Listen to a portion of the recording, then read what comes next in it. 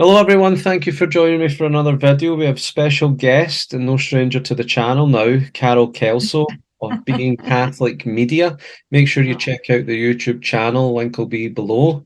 We have a few announcements happening in the wonderful Scotland, so anyone round about that's want to come and see a very special speaker, Carol's going to give us some more details on that, as well as another conference that she's organising. And then once we've spoken a little about these announcements, we want to have a discussion between ourselves that maybe many people are asking questions of these times. What's going on in the church? Why are bishops saying certain things? Why is this happening here or there? And there's a lot of confusion. There's a level of concern, even from myself. And how do we remain faithful Catholics to the doctrine of the church? How to Yes. remain faithful and peaceful? So this is where two people coming together who love their faith, doing their little part as whatever that may be, and hopefully you can take something from it. But hi, Carol. Thank you, first of all, for joining us again. Oh, it's great to be with you, Mark. As usual, always great conversations when we get together. No doubt about that. Yeah, well, the ones on camera are good, but I should let the people know that we actually met for the first time in Yeah, person just we over did. a week or two ago now when I was up. Yes, yes. And it was like, an hour spent together. Well, it wasn't an hour. It seemed like an hour, but it was ended up being Afternoon. six.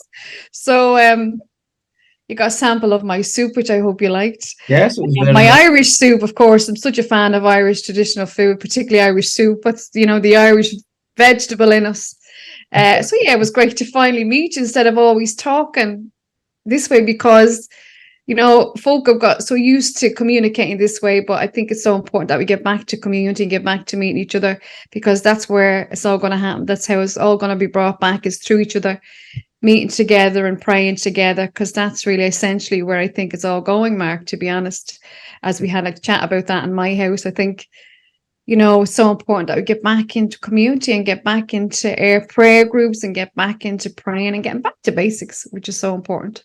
Yeah. So I'm still quite a newbie into looking into the divine will, but you're setting up a conference now, aren't you? Like a national conference over here. Well, I wouldn't say it's a national conference. I say it's an event. I felt, I was introduced to divine will in Medjugorje and, I guess I was kind of searching for something to go a wee bit deeper. And I mentioned this before. It was probably on my 17th trip there, and I was lastminute.com. Always when you're going home, something happens. I was praying to Lord and Our Lady. I said, look, there's something I'm kind of missing. I feel as if I need to go deeper. And I was invited. I was staying with Kathy and Luke in Medjugorje, and Kathy invited me to her prayer meeting, the Divine Will prayer meeting. And really, the penny dropped. The divine will is really the fulfillment of the Lord's Prayer, and it's a gift for our time.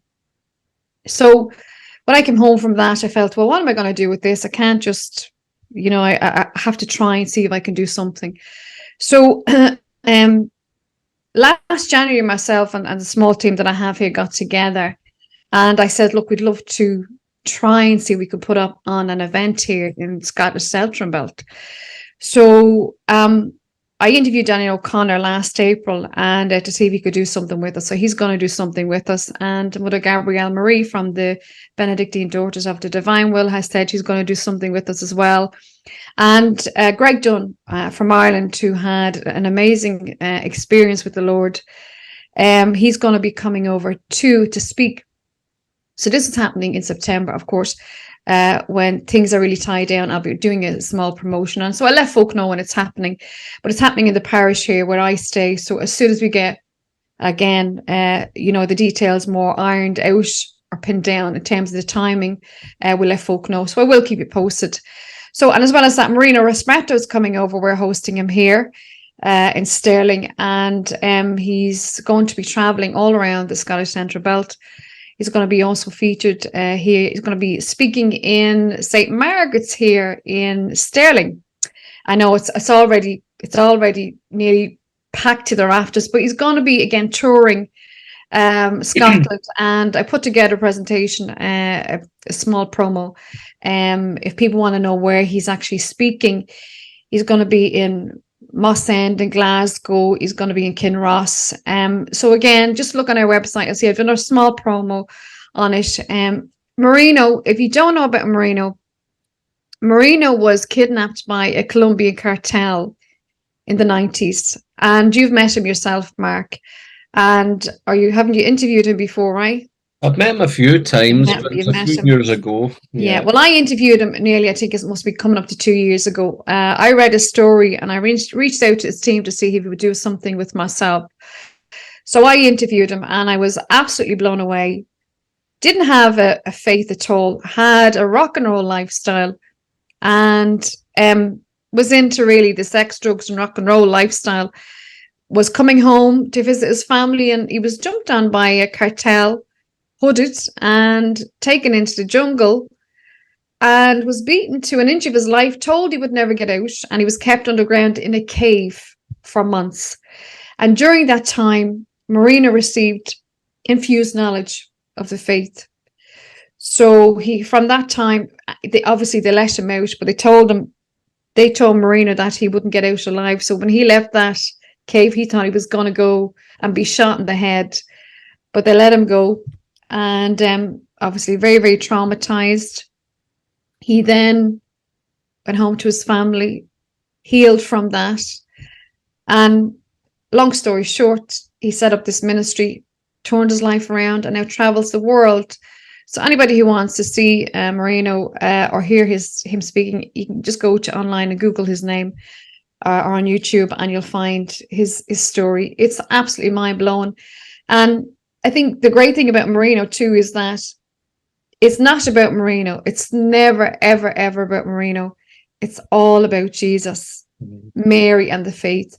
He has a fascinating story, but the great thing about Marino too is the knowledge he has of the faith is absolutely astounding. And again, it does tie into the divine will. So again, there's lots going on around the flame of love as well, which is another movement, I think, which really ties into the divine will. So there's lots going on, lots of good stuff happening, even though we think it's very dark out there. There's a lot of good stuff happening in the faith, lots of pockets of light to counteract the darkness, I should say. So Mark, very excited about it all, We have been quite blessed this year. I didn't manage to get to it due to work commitments, but I know Father James Blunt was actually at one of the local parishes just up the road. But it was That's a right. Wednesday afternoon. And I met with mutual friends of Marino and I in Scotland before meeting you. You know them as well, Eddie and Teresa. And I was planning to have the one day to get him here, but a few things were already happening and too much short notice. I was hoping God's will would have kicked in there. But, well, it is obviously, but I think in the future, with me living in the Midlands now, the amount of people I'm meeting, the amount of people I'm reuniting with, all that's happening around here as well. So hopefully very soon, when it permits it one way or another, we'll have Marino down here too. Yes. Already had Father James. I haven't looked too much into it. I've seen a couple of things that seem all right, and I know I need to learn more of the flame of love, but quite a few evangelists, even like the Catholic evangelists that I've known over the years, they're all starting to do more preaching that you can tell it's divine will based. And I spoke to one recently after it, and he says, "Oh yeah, and he's all over divine will." The thing about the divine will is Catholics, and indeed our Protestant brothers and sisters, we hear about God's will being talking about all the time, but it was Louisa Pecoretta, the servant of God, Louisa, that helped us actualize the gift. So Faustina and all these great saints were alluding towards the divine will. And I mean, Faustina talks about it all the time, doing God's will, acting in God's will. But it was Louisa that actualized this gift, and through, of course, our Blessed Mother and the Lord. So again, and we're promised, through the divine will, that we're going to be moving into an era of peace, contrary to what, the outside world will have us believe, or what we can believe ourselves if we choose to believe it. But divine will, again, when we operate in it and live in it, and kind of learn to surrender our wills more and allow God to work more in us, that's where the faith really begins. And I guess it's about moving into a different level of spirituality. I've said to you, I feel like, you know, those who operate in the divine will are like the SAS of the faith. You know, it doesn't mean that we have to push or fight. The Lord does the fighting for us. But like John the Baptist says, we must decrease and he must increase. And that's basically what the divine will is all about. It's about the Lord's presence in us, surrendering more and letting the light of God feature more in our lives, more so than looking at the darkness. Because, you know, the more you look at the darkness, the more it stares right back at you. So, you know, the divine will is about that. And you know, there are threads of people who necessarily talk, like Marina talks about living in God's will all the time. The threads of it are all leading towards the divine will itself, which is ultimately God's reign. You know, it's ultimately God's reign. The divine will is really God's essence itself. And, you know, the writings out there are phenomenal now. The volumes that Louisa has released, you know, Francis Collins, the great, Francis Hogan, I should say, great biblical scholar, Irish scholar. You know, she's done some brilliant work on the volumes. So I'm actually doing a course that Francis has put together herself with the divine will. So there's brilliant teachers. Daniel is another guy who's doing great work, Father Nusi over there in America. You know, so it really is staggering what we have at our fingertips right now as Catholics. So we kind of really need to embrace not the negative stuff, because that's going to come. You know, I keep saying that, you know, we can get used to listening to all of that, and we know what's going on in the background. But ultimately, you know, there are other, you know, we have the pearl of great price, don't we, Mark? Yeah, for sure. No, I'll admit that I was at like a faith-based conference there just a couple of weeks ago, and I could just feel myself being nourished with like-minded people. The joy, Yeah. sharing of faith, the confidence, the safety, and everything there that we're building together. You know, it was a growing passion and atmosphere of all things said. But my head's been a little pickled this week because obviously I'm trying to work on a new video on YouTube, and being with the prophecy prepper side of things, I'm getting a little bit more concerned of a few things that's coming out from bishops and cardinals and certain actions that's happening in the church. And like you say, that darkness, that storm, and everything's there.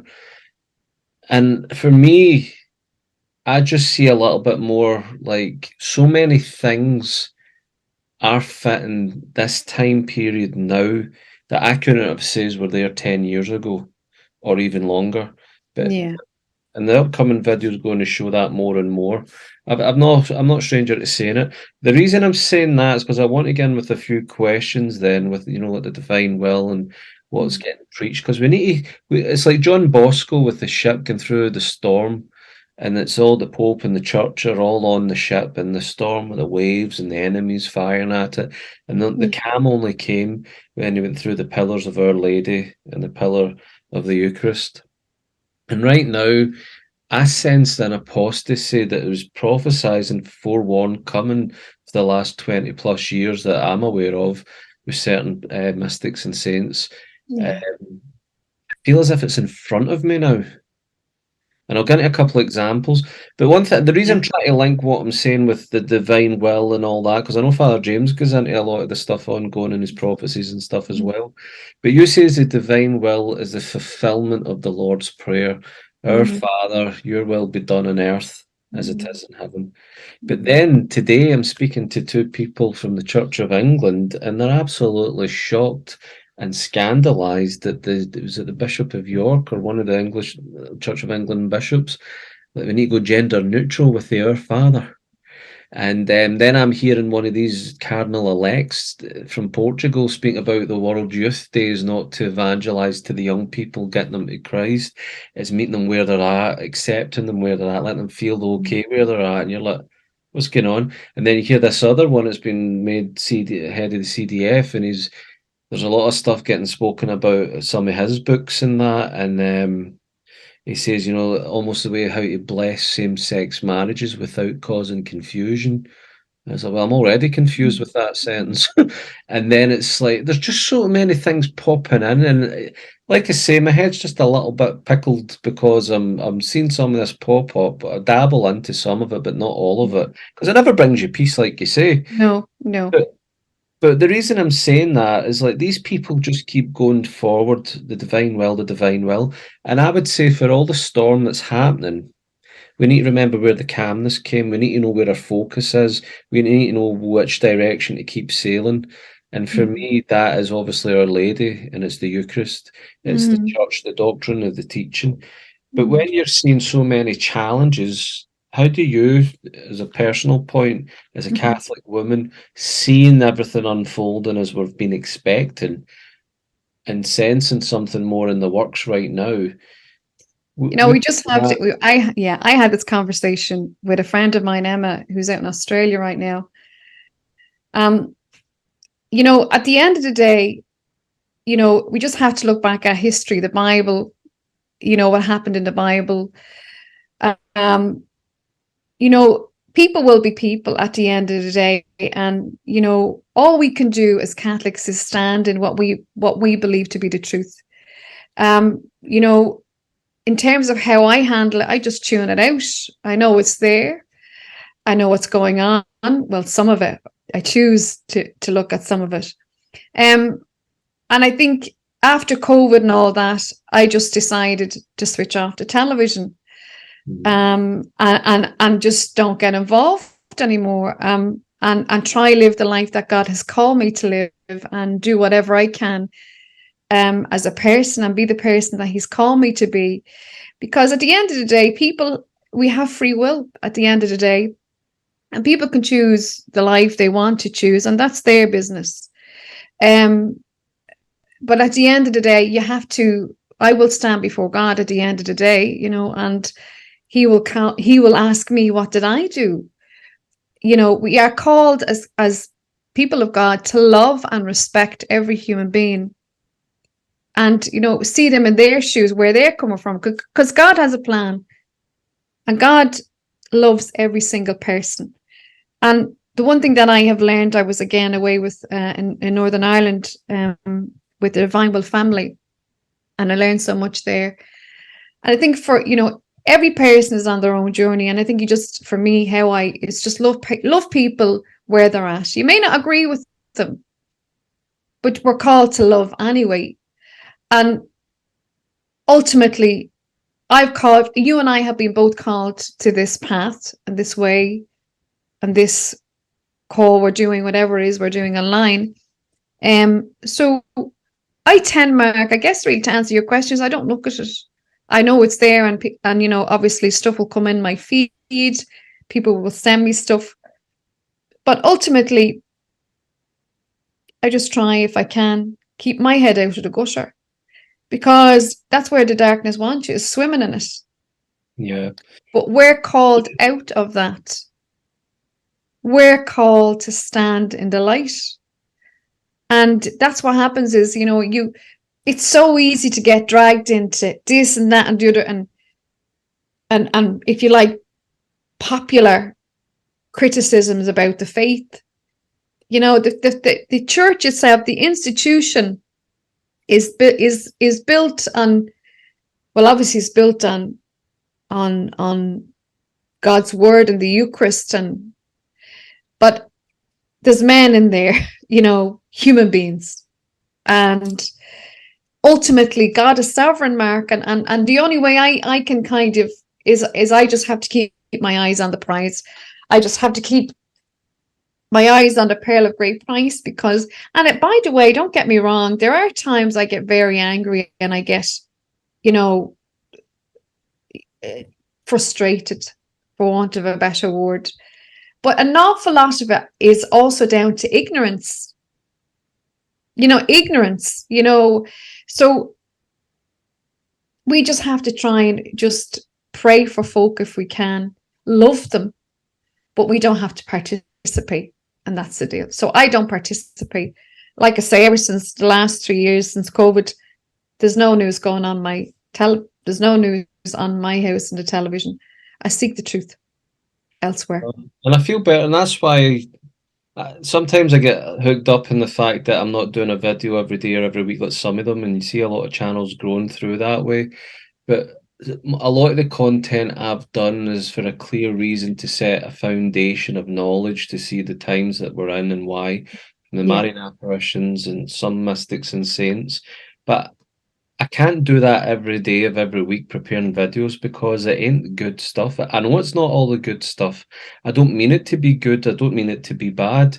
But what I always say to people is, in a way, I'm thinking this week, you need to know your enemy. Like you were saying, the divine will, the SAS, and all that. You're talking to a guy. You're talking to a guy that was in the Army Cadets, who daydreamed for years of joining Special Forces and all the rest of it. I'm that type of guy. Was from a Yes. very young age. Trained with the paras and an insight course as a young boy, and Yes. I felt 10 feet tall, and Yeah. oh, it was a hook, line, and sinker with the videos and everything. But even when I was looking being a seminarian, there was part of that, warrior of Christ attitude and all this stuff. And but yeah, unless you know the faith, unless you know the tactics of the evil one, and that's why I Yes. love Father Upperger right now. He's amazing. You He's get, amazing. yeah, you get to know your enemy, and our That's it. legacy is That's it. preparing us to be rooted in our faith because the battle that's coming to us. We have That's our daily exactly. lives every day, but there is something that's coming to a conclusion, as Lucia Fatima says, the last decisive battle between Mm. the church and the anti-church over marriage and family. And that's something else for another day. But I just feel when you were saying what the SES, I mean, what do we Yeah, well, don't get me wrong now. I'm not saying, by the way, that I'm in any way super spiritual or anything like that. But what I mean by that is it just takes you a wee bit deeper Yeah, into but what I your would say faith. about Very that is true. the special forces go behind the enemy lines. You need to Well, you see, there you go. recon. You need reconnaissance. You need to know your enemy. You need to know the Yeah, time, yeah, yeah. Well, how we to know deal who with our enemy is. it. Uh-huh. That's the bottom line. And at the end of the day, I'll say this. Once you have these, if I can get them up out of my computer here, once you have this, Yeah. there she is. There she is.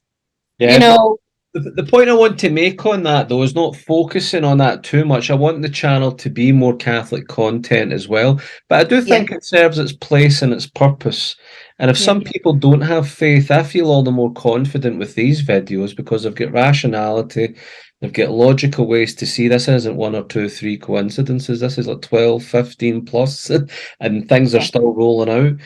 But I don't find that I get great joy in what my point is to people listening is it's one thing to look into, to have great knowledge and all the rest of it. The visionaries have it. Marino has a lot of knowledge and all that stuff and what's to come as well. But are they focusing on it? No.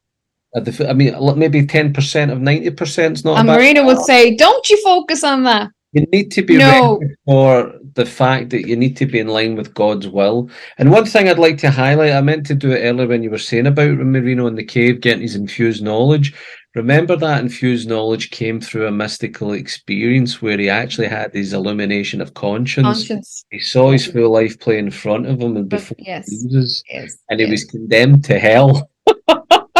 And it was a So few yeah. months after all that, he was begging God, don't let him die condemned. And that's when he did get escaped and that. And he went to the Franciscan monastery and he had something like a 3 hour confession, and then everything went from there on. But Yeah. one thing that, again, that goes to for these times is we're all expecting that great illumination of conscience. And did you not say something with the divine wills looking more at Garabandal or something like that as well? Well, I'm not too, like I say, I'm not too sure. Well, it seems to be pointed to Garabandal, but there are people who know more about that than I do. Right. So if you want to know, you're better off going to people who are more expert than I do. But there is talking about Garabandal around it. I'm not sure about that, but Garabandal is an absolute one of the most, for me, one of the most powerful Marian shrines, even though it's still not yet confirmed by the church. But well, hopefully with time we'll get there. But no, yes, there's lots going on over there around the divine will as well. So I think there's a huge connection between them both. Yeah. Yeah.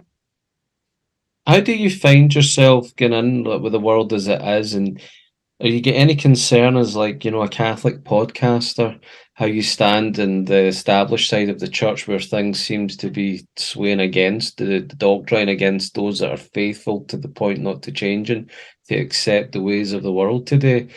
Do you find Well, more you concern on know, the fact that no, no.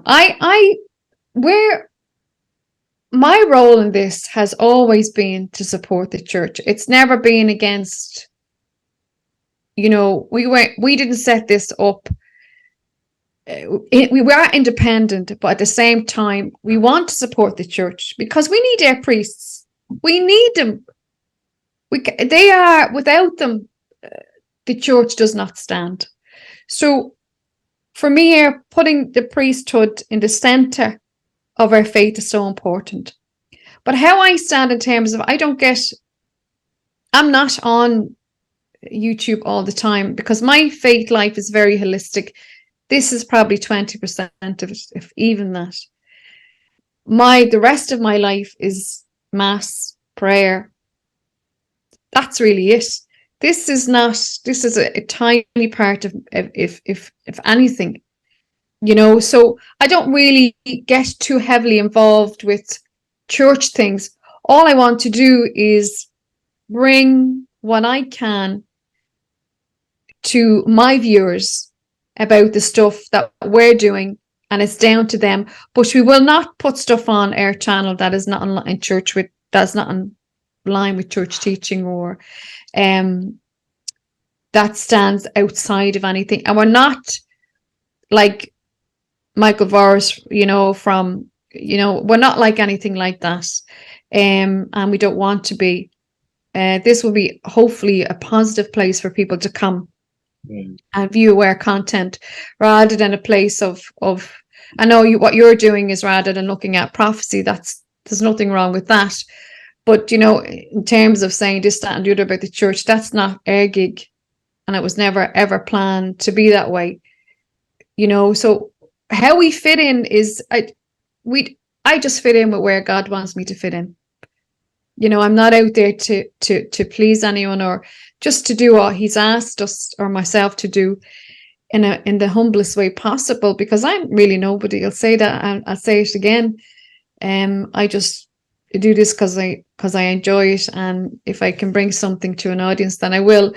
But there's no in terms of trying to be something I'm not, or for me, I do it, Mark, just like you, because you love the faith. yeah. I absolutely love it. I love the church. I love the teaching. Do you feel that we are becoming more of a minority, though? 100%. Yeah. I was saying to you earlier on before this that I find the Catholic community becoming very small now, particularly with online people like yourself and myself. People seem to be connecting more. I don't think that's a coincidence. I think people who want to do something to try and help heaven, or help, sustain or keep the faith alive, are beginning to come together and network, because I think we all see what's going on, and we all see it's almost like in a film in front of your eyes. Boom, boom, boom. Like you say, these things are happening. Boom, boom, boom. You can see them. Yeah. But, again, I had a conversation today. I feel like God is reclaiming. He will reclaim His people. Our Lady will help reclaim it. Her Immaculate Heart will triumph. And yet we'll go through. God only knows. God only knows. And that's the thing. God only knows. But I think as long as we're prepared spiritually, and we'll only know if we are prepared when we're tested. So, we'll see how all that goes whenever happens, whatever's coming.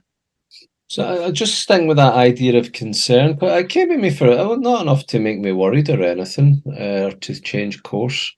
But I saw like Nigel Farage was turned down of 9 banks because of maybe his political stance or whatever.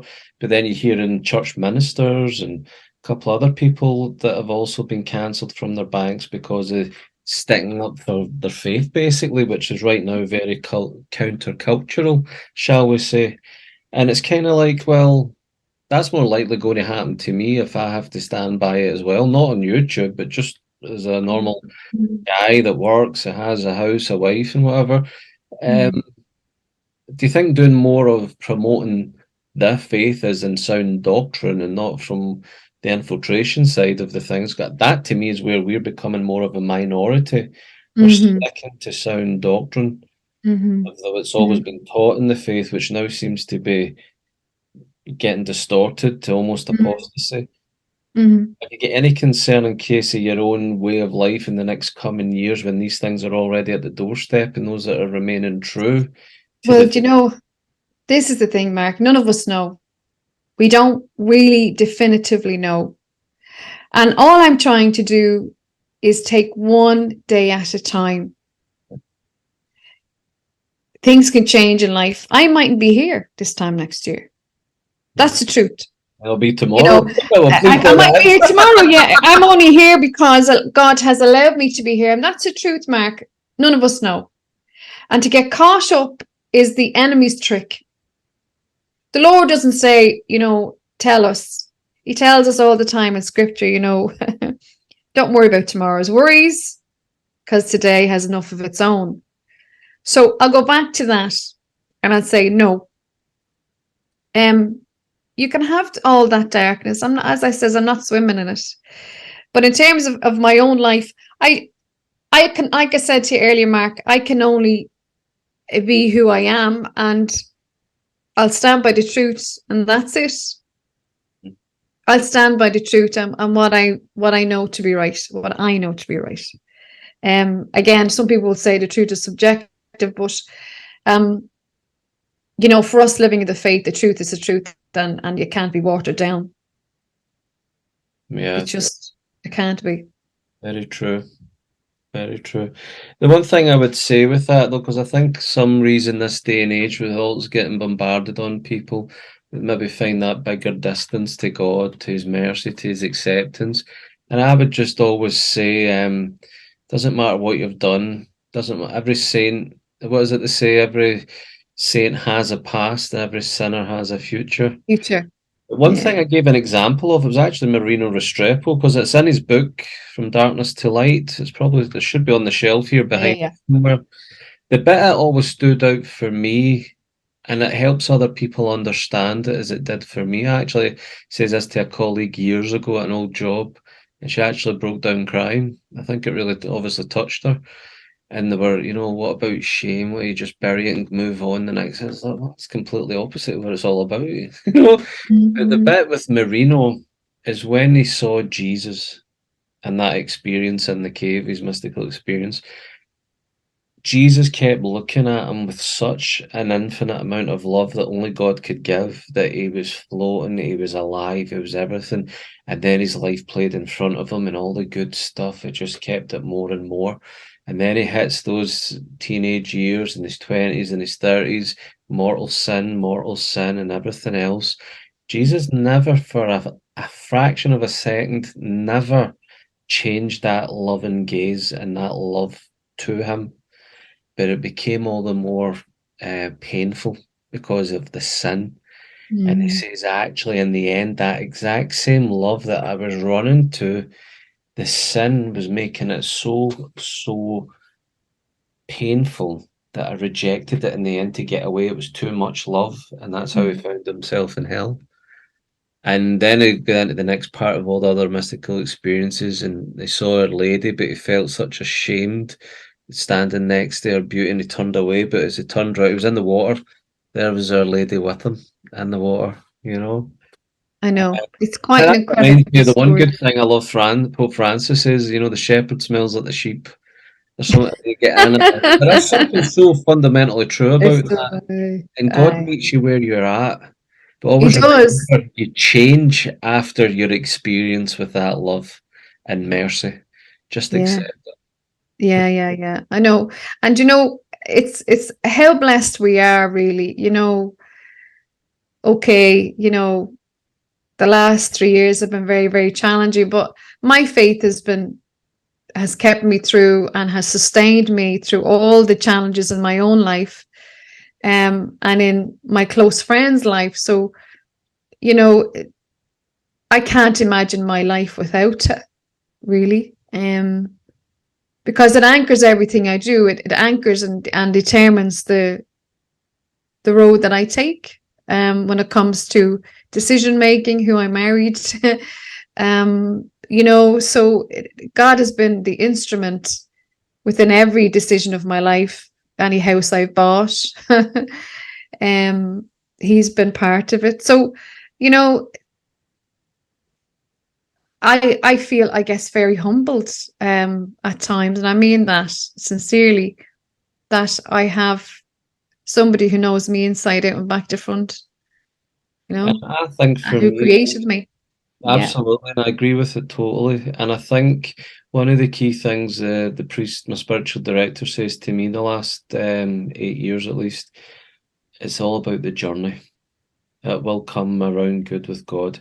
And for many of those years, repeatedly, he said it, and repeatedly, I'm like, when?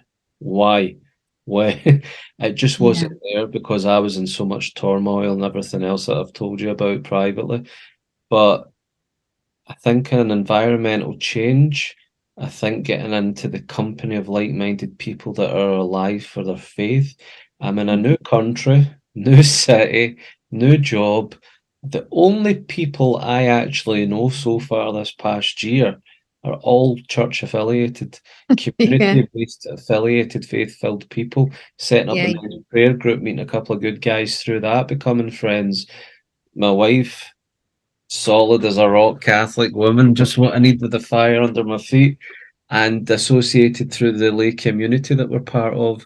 And again, just bringing the events of all that together, from prayer groups to retreat days and daily life prayer living, the vacation. Mm. There's something that comes to a fulfillment in a way that, you know what, see the anxieties and everything I had, although I was angry, although I was bitter and all the rest of it, not going to mass, not praying as much as I once did, going from alive with God to nothing. See when it's back on the right track. No amount of medicines or talks or counseling or anything suffices to know that I'm back on track. Yeah.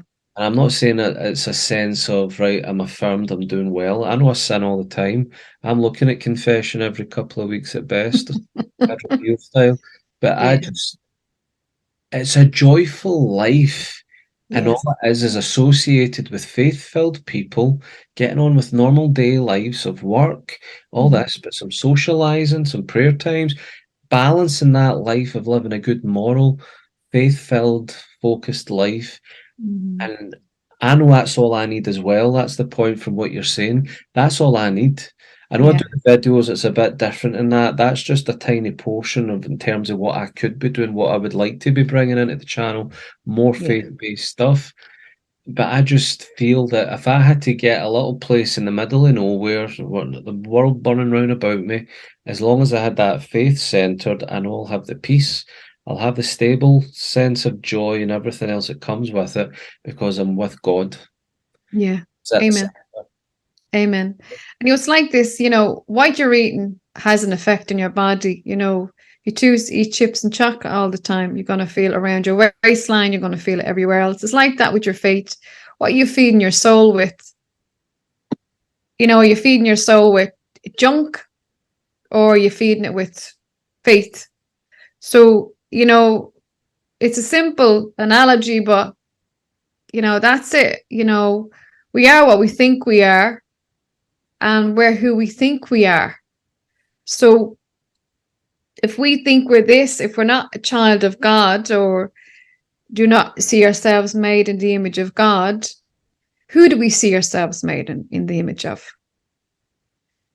So really, I think it is a journey, and every day you're learning something new. I mean, if you open up the Bible or look at the scriptures for every day, we learn something from the Psalms and the Old Testament. I mean, it's remarkable. And Bible is over 2,000 years old, and still supposedly the biggest selling book of our time. It's still doing that.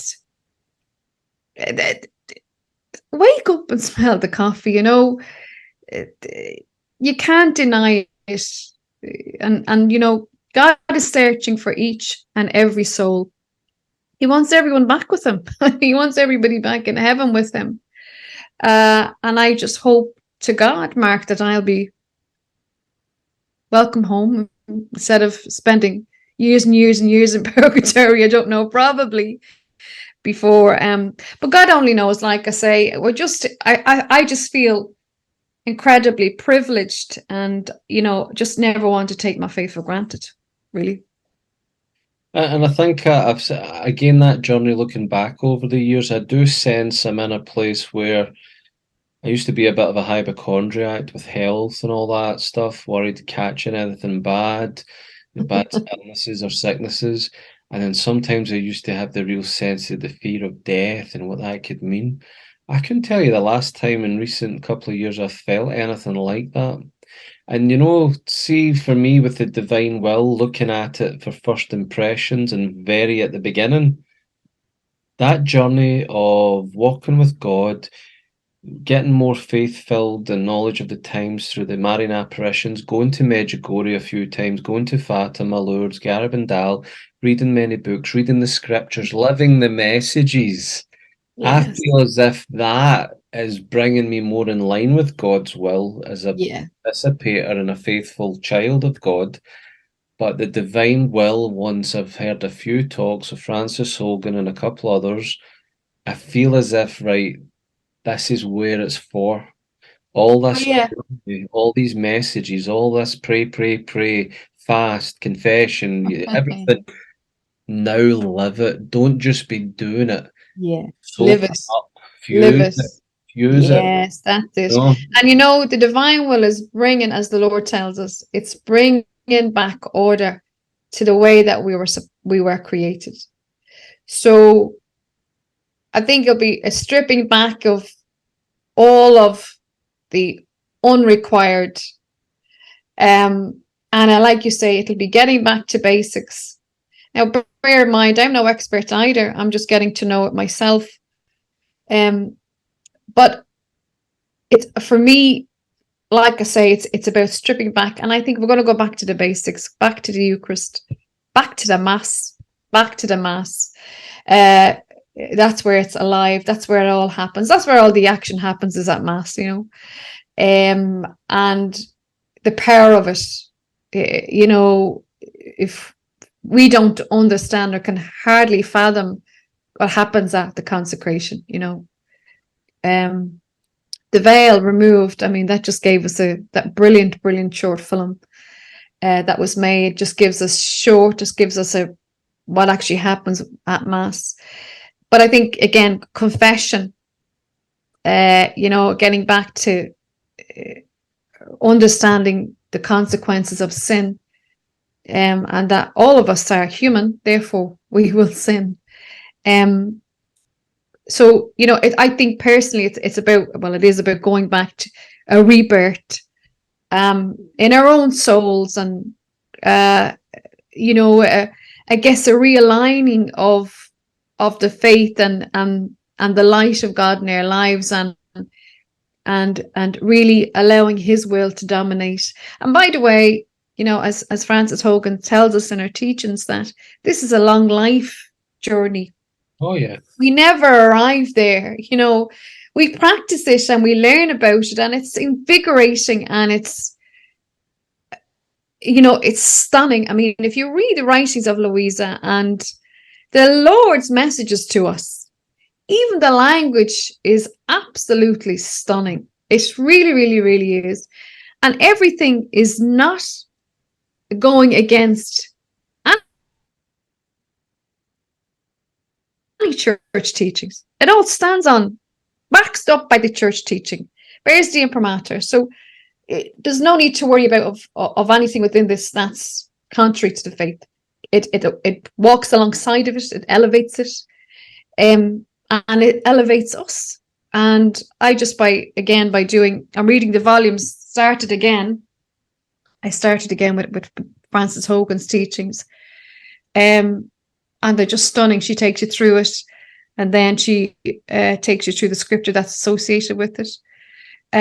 So it's just excellent. And of course, it's a new teaching, which I love. And, but I just think moving forward, it's just to be able to share it with others and to be able to do something to try and spread the message of the divine will, or the messages of heaven, I should say. And Louisa herself, if we can try and do that, sure, we're doing some kind of job down here. But it's, again, and also the divine will is ushering in an era of peace. Because what do we hear throughout Our Lady's messages? Yeah, ushering in. Expecting it. So it's exciting times. So prophecy is great, and we keep looking for us to be the signpost, really the signpost. But ultimately, we don't know the times. We don't know the exact times. We don't know what's happening really in terms of the timeline of God. And all we can do is just get ourselves right. And I can just see, little pockets. I mean, if you just look at Northern Ireland, for example, there's so much happening in Northern Ireland. The men's rosaries is just phenomenal what's coming out of there. Divine Will Gathering there in Derry was phenomenal. All these Divine Will events that are happening, all these are pockets of light that are going to help reclaim the faith back in the country of Ireland, and indeed hopefully the UK. So I'm expecting great things, Mark. I know there's going to be stuff parallel to that, and God only knows how it'll be. God only knows, and I just pray that we'll all have the grace to be able to carry on and do what we need to do for the future. Definitely. Can I just ask a quick question in there before I forget? Being a new guy, I know you've shared a few videos from YouTube and a couple of articles on Divine Will, but you're mentioning like a course, like the volumes. Yeah. Where can we buy the volumes? You can buy the volumes anywhere online. I tell you what's a great site. The Divine Will Family is a great website. Again, I want to point you there to Frances Hogan there and her teachings. There's the Benedictine Daughters of the Divine Will too. They also have .org. They have a great site there that shares. There's loads online. Go to Daniel Oconnor. Father Anusi is the top guy here. He's the guy who is Father Anusi. He works with Marino, I think it's Radio Maria, and also Divine Era Ministries in America. They do brilliant work over there too. So there's lots of places to tap into. The Dropbook series also is wonderful. It's free online resources. It basically, it's like children's writings. If you like children's writings, EWTN does a lot of great work as well, kind of cartoonish like. The Dropbox series has a brilliant series on Divine Will if you want explained very, very simply. Tony Hickey also has a really great book. That's the name on Divine Will.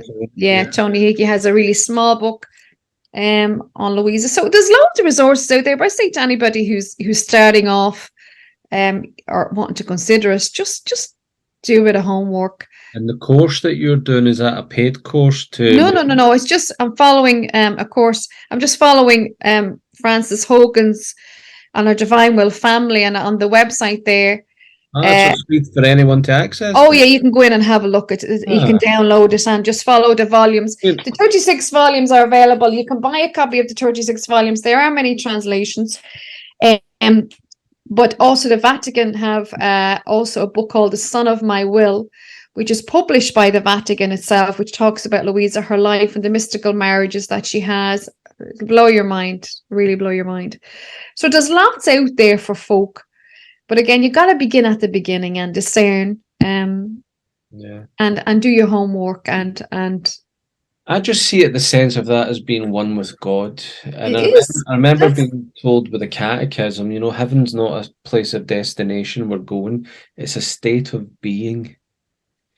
And I remember old brother Paul at Craig Lodge years ago in his 90s, faithful as he was, great disciplined man of prayer and work and everything. And I don't think he was doing divine will, but it struck the same chord. These little memories pop up when you think of something new, and then you start making sense. They serve a purpose. And I remember it was at least 15, 18 years ago, maybe now. So, and when you base on the fact, that state of being is what heaven is. So, how does a holy person know they're not in heaven after death? Because you're just engrossed in God, yeah. and I think of John 17, the Lord's Prayer before his passion. He was praying that we would be one with him just as they are one. I mean, you're talking getting into that life of the Trinity that made you. We give ourselves so little value in what it means. And I think that was one of the things I heard in one of the talks come to memory was there's something that we know of, like 200 billion galaxies. And in one galaxy, there's 100 billion stars and planets. Anyway, they made it all just for you. Yeah. It's incredible. It's beyond us. The whole thing is beyond us. And it's, you know, knowledge is one thing, but it can be overwhelming as well, to think. I mean, when I lived in China, for example, these 20 million in downtown Beijing in the morning time, and these be full of people. And I used to say, how on earth did God make all of these people? Where did it? They were like bees coming out of a hive. There were so many, Oh, really busy. And I used to say, my goodness, don't tell me you made all of these people as well. How is that possible? But it's all of this knowledge, Mark, is beyond us, and we just we'll never understand it until we're at one, until we're in heaven, and then we'll be given. But the divine will is a gift to us for now. So it's, if we want to embrace that gift, it's there for us. So bring Amen. it on. I would say it's a good point to leave. You've gave us some good places to point for resources. I'll try and get them on in the description box along with your Yeah, channel and that yourself. Please do keep us notified and come back on whenever's time to let us know about upcoming talks and conferences, I will, etc. of course. I You will. I promise will. we'll get you back on, yeah? Yeah, well, thank you very much for asking. No bother. I'll always make time for you, of course, as you know that. Brilliant. Well, I'd like to think I've made a friend after these few talks and meeting you in person as well. Like you say, we Sure. are finding each other for a reason, no doubt about Yes. it. And everyone Yes. else that we're getting in contact with, Yeah. God's moving us where He wants, and that's all we can do is submit to. That's it.